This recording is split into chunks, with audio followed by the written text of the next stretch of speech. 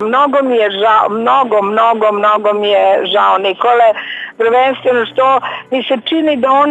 nije bio spreman za taj kraj, prosto on je bio toliko prepun planova, toliko prepun želje da još pravi razne uloge, razne projekte, stalno o tome priča i mislim da se ludački borio sa tom strašnom bolešću, iako mi nismo imali kontakta sa njim, tako se ljudi sklone u svoju ljušturu